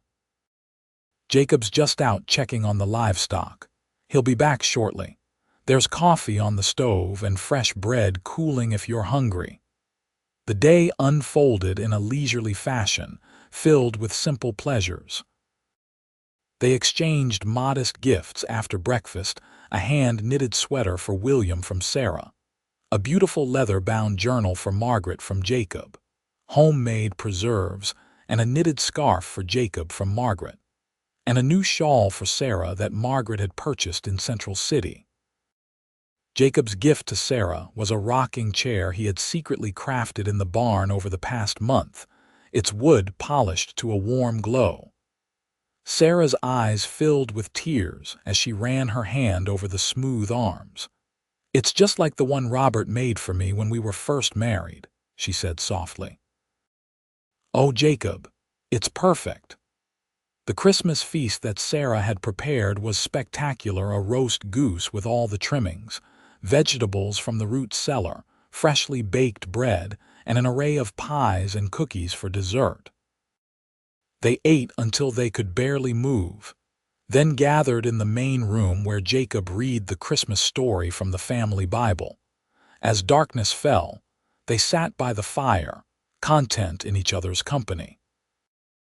William, who had been passed from lap to lap throughout the day, now slept peacefully in Jacob's strong arms, one tiny hand curled around the rancher's finger. Looking at them together, Margaret felt a surge of emotion so powerful it nearly took her breath away. This was what she wanted, not just security or independence, but this sense of belonging, of family, of home. Later, after Sarah had retired and William was settled in his cradle for the night, Margaret and Jacob sat alone by the fire. Jacob had opened a bottle of fine whiskey, pouring a small amount for each of them in celebration of the day. "This has been the best Christmas I can remember," Jacob said, his voice low and sincere. "Having you and William here, it feels right." Margaret nodded, watching the firelight play across his features. "It does, doesn't it? I've been thinking about that a lot lately." Jacob set his glass aside, turning to face her more fully. "And what have you concluded from all this thinking?" Margaret took a deep breath, gathering her courage. "That perhaps the security I've been seeking isn't just about a steady job or a place of my own.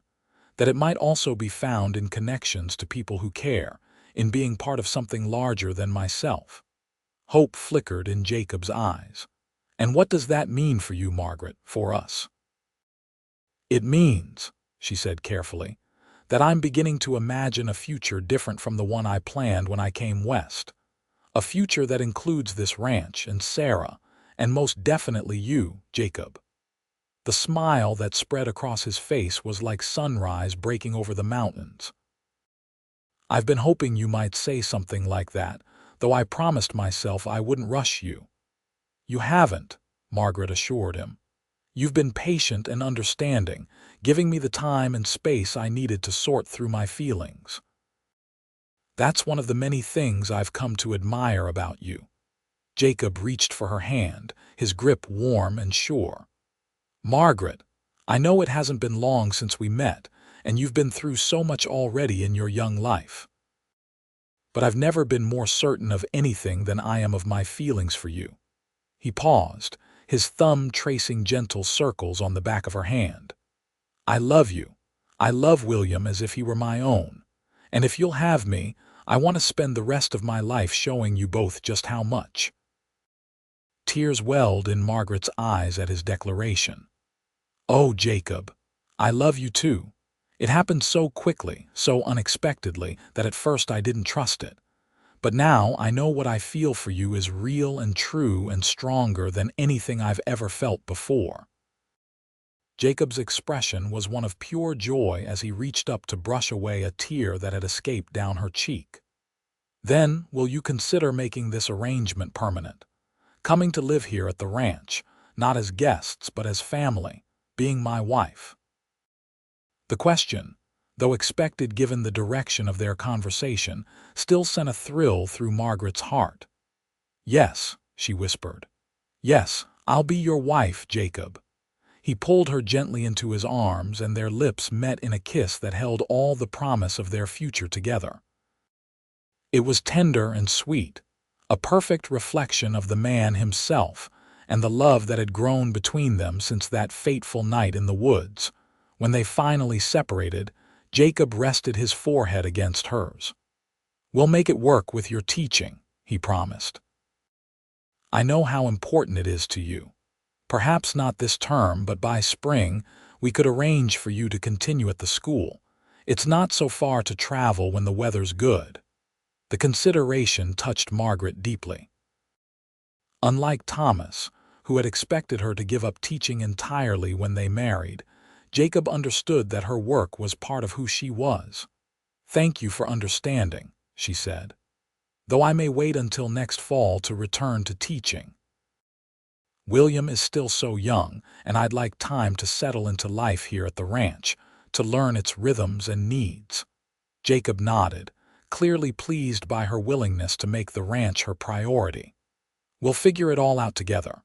What matters most is that you and William will be here. That we'll be a family." The word family resonated in Margaret's heart.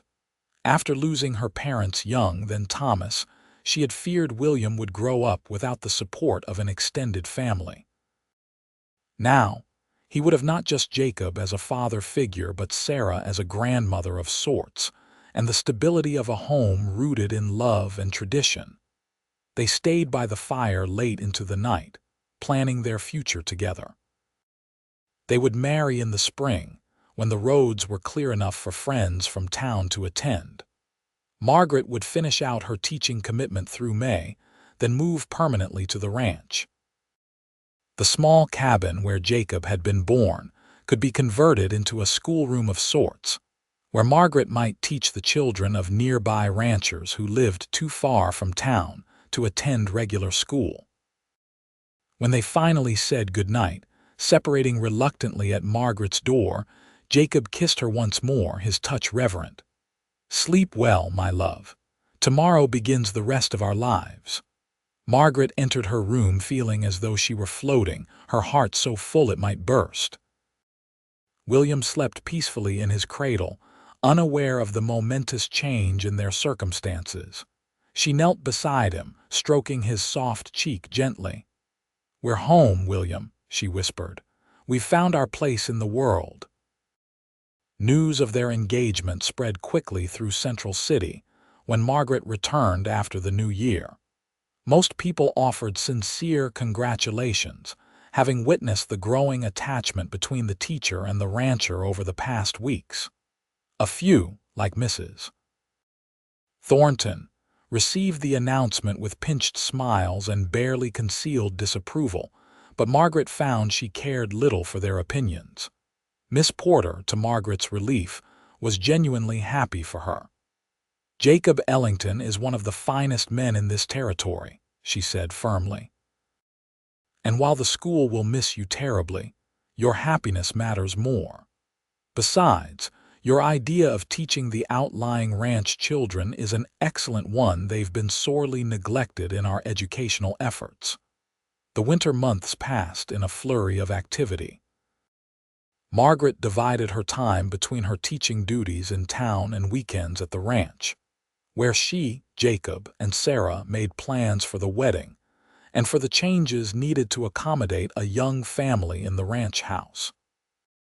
The small bedroom adjacent to the master would become William's, with a connecting door added between the rooms. Jacob, with the help of his ranch hands, began work on expanding the main house, adding a larger kitchen for Sarah, and a dedicated schoolroom off the main structure where Margaret could teach without disrupting the household. He also set aside a piece of land near the house for a garden that would be Margaret's domain, ordering special seeds from back east for spring planting. By March, the worst of winter had passed, and preparations for the wedding moved into high gear. Sarah insisted on sewing Margaret's wedding dress herself, a lovely creation of ivory satin with delicate lace trim that had been her own mother's. Mrs. Henderson and Emily helped with the details of the ceremony and celebration, which would take place at the ranch in early April when the first wildflowers would be blooming in the meadows. The day before the wedding, Margaret stood in what would soon be her and Jacob's bedroom, Sarah making final adjustments to her dress while William crawled energetically around the floor, now 10 months old and into everything. "There," Sarah said, stepping back to admire her handiwork. "You look absolutely beautiful, Margaret. Jacob won't know what hit him." Margaret turned to examine her reflection in the mirror. The dress fit perfectly, highlighting her slender figure while maintaining the modesty appropriate for a young widow remarrying. Her dark hair was arranged simply but elegantly, and her cheeks were flushed with excitement and happiness. "It's perfect, Sarah. Thank you." Margaret embraced the older woman who had become like a mother to her over the past months. "For everything." Sarah returned the hug fiercely. "No, thank you, my dear girl. You and this little one," she nodded toward William, who was now attempting to pull himself up using the bedpost, "have brought life back to this house and joy back to Jacob. It's been too long since these walls heard laughter and the patter of small feet." A knock at the door interrupted their emotional moment. "Everyone decent in there," came Jacob's voice. I've been banished from my own house by Mrs. Henderson, who says it's bad luck for me to see the bride before the wedding. I need to fetch a few things from my room, if I may." Sarah opened the door a crack, blocking his view of Margaret in her wedding finery. "You stay right where you are, Jacob Ellington. Tell me what you need and I'll get it for you." Jacob sighed with exaggerated patience. "My good boots are under the bed, and I need the small wooden box from the top drawer of the dresser." Sarah retrieved the items, handing them through the narrow opening of the door. "Now, off with you. You can sleep in the bunkhouse with the hands tonight. Tomorrow this will be your wife's room as well, but until then, tradition must be observed." After Sarah closed the door, Margaret couldn't help but laugh at Jacob's grumbled complaints as he retreated down the hallway. Poor Jacob, exiled from his own home. "It's good for him," Sarah said with a wink. "Builds anticipation. Now let's get you out of this dress before something happens to it. William looks like he's plotting mischief over there." The wedding day dawned clear and mild, the kind of perfect spring day that seemed specially ordered for the occasion. Friends from town began arriving mid-morning: Miss Porter and the Hendersons, the pastor and his wife, several school board members and their families, and a number of neighboring ranchers who had developed friendships with Jacob over the years. The ceremony was to take place at noon in the meadow behind the house, where Jacob's crew had set up benches for the guests, and an arch woven with early spring blossoms and evergreen boughs. A feast would follow, with tables set up in the yard and dancing planned in the newly cleared space of the expanded barn. As Margaret prepared in the guest room, Sarah and Mrs. Henderson helping her with her dress and hair, she felt a profound sense of rightness and peace. There were no last-minute nerves, no doubts about the steps she was taking. In the months since Jacob had found her and William in the woods, she had come to know him deeply: his strength and kindness, his integrity, his love for the land and for her and William. She was making the right choice, not just for security or for William's sake, but for her own happiness. William, dressed in a new outfit Sarah had made for the occasion, was being kept entertained by Emily in another room. He would join them for the ceremony, carried by Sarah, who would stand as Margaret's attendant. A soft knock came at the door and Miss Porter entered when bidden. "Oh, Margaret," she said, her usual composure slipping at the sight of the bride. "You look absolutely radiant." "Thank you, Abigail," Margaret replied, having long since moved to first-name basis with her mentor. "Is everything ready?" "It is indeed. The guests are seated, the pastor is in place, and your groom is waiting with barely concealed impatience." Miss Porter smiled warmly. "I've never seen Jacob look so nervous and so happy at the same time." "Then I suppose we shouldn't keep him waiting any longer," Margaret said, her own excitement building. Sarah returned with William, who looked adorable in his little suit, though he was already working to loosen the tie at his neck. "Ready, my dear?" she asked, her eyes misty with emotion. Margaret nodded, taking a deep breath. "More than ready." The small procession made its way downstairs and out the back door of the house. The guests stood as Margaret appeared, but she had eyes only for Jacob, who waited beneath the flower-decked arch, his expression transforming from nervousness to awe as he caught sight of her. He had never looked more handsome, Margaret thought, in his best suit with his dark hair neatly combed and his blue eyes shining with love as she approached on Miss Porter's arm. The older woman had agreed to give Margaret away in the absence of any family members to perform the role. The ceremony itself was simple but deeply meaningful.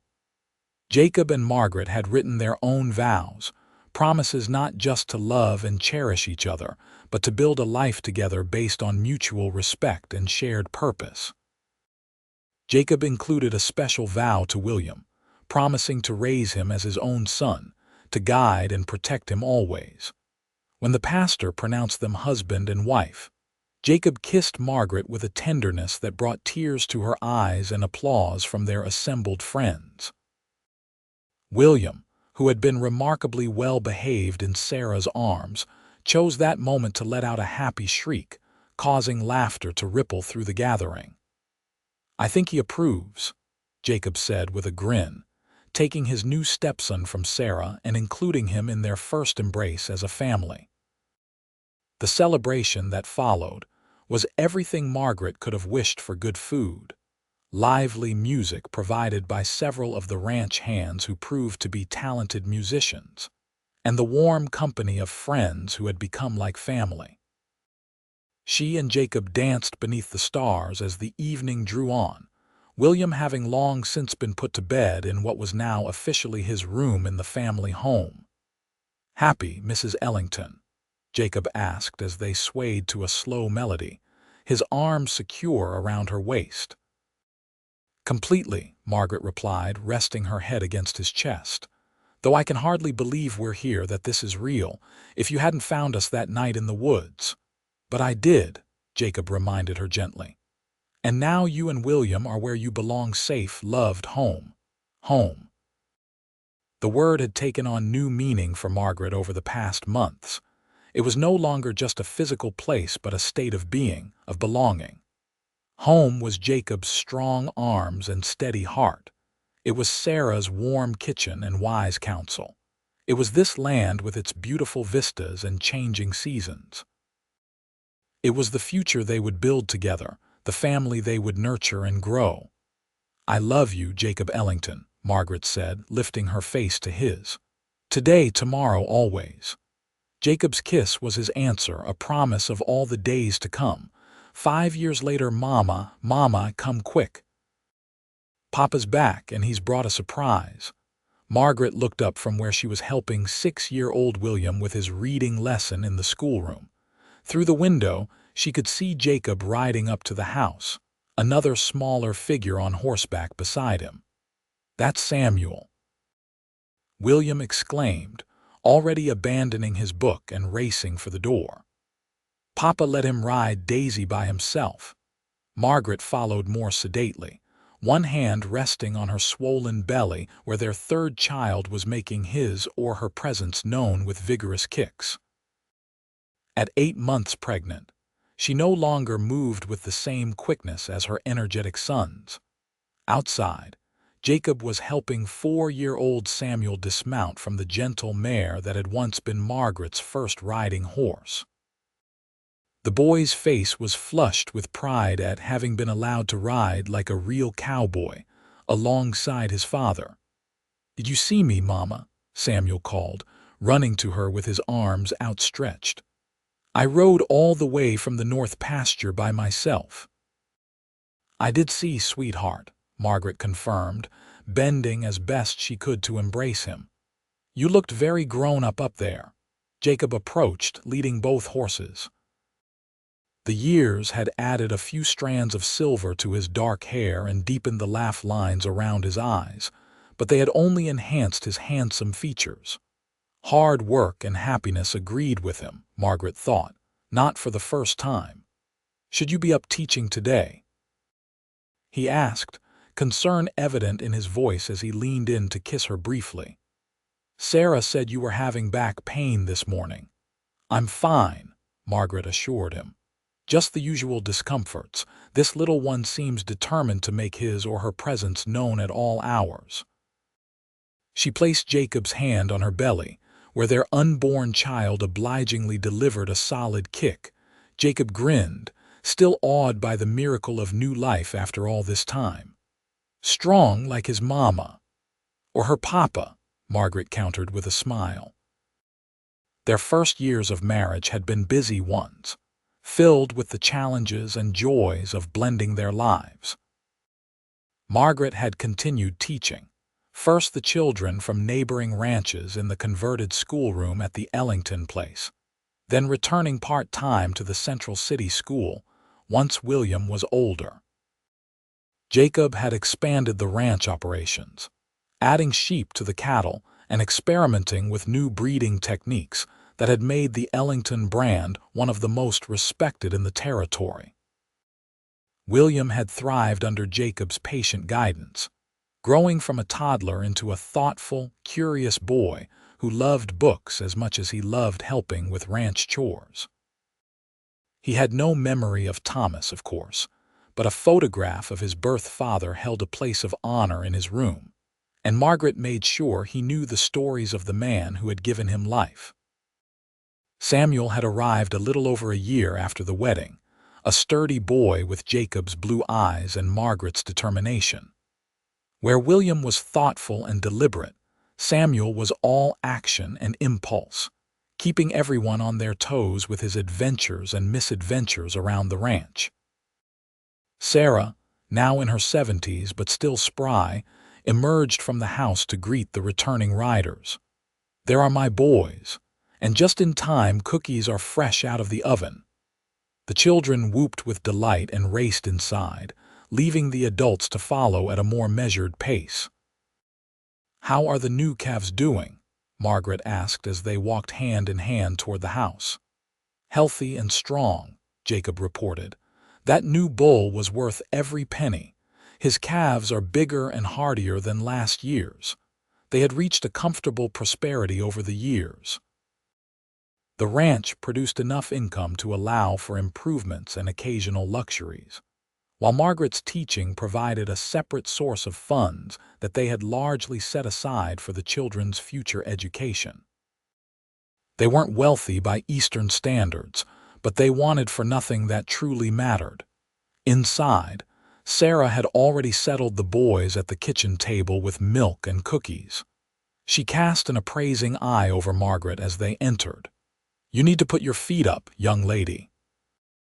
That baby's sitting low today."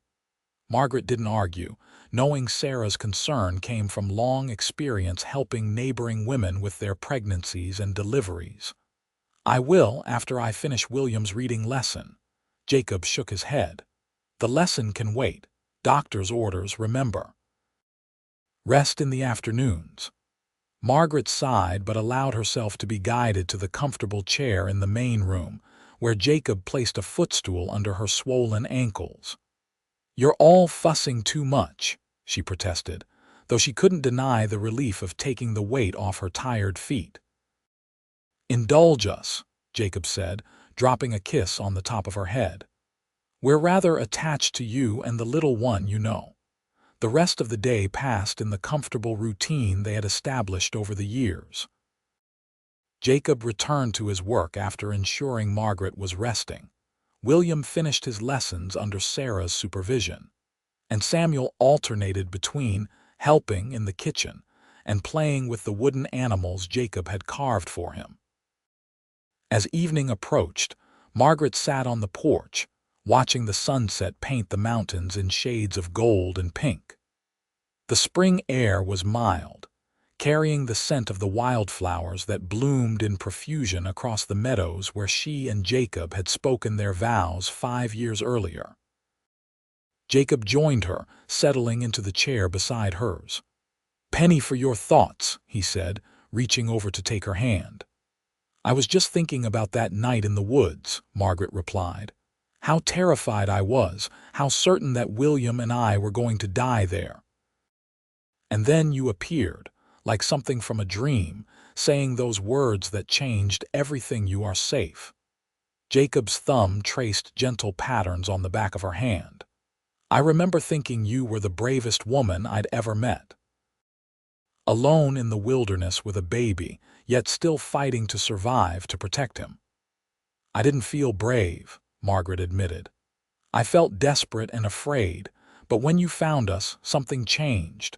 Not just our immediate circumstances, but something inside me. For the first time since Thomas died, I felt hope, real hope for the future." "And look at that future now," Jacob said, his gaze taking in the ranch, their home, the evidence of the life they had built together. 2 sons, another child on the way, the ranch thriving, your teaching touching so many young lives. I'd say that hope was well-founded." Margaret squeezed his hand, feeling the familiar calluses that spoke of his daily labor on the ranch, the strength that had supported her through childbirth and loss and joy and everyday challenges. "I love you, Jacob Ellington," she said simply. "More today than yesterday, and not as much as tomorrow." "And I love you, Margaret Ellington," he replied, his voice husky with emotion. "You and our children are the greatest blessings of my life." They sat in companionable silence as the last light faded from the sky, stars appearing one by one in the vast Montana heavens.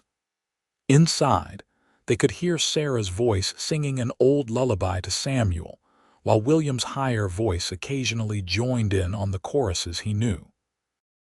Margaret felt the baby shift within her, a gentle reminder of the expanding circle of their family.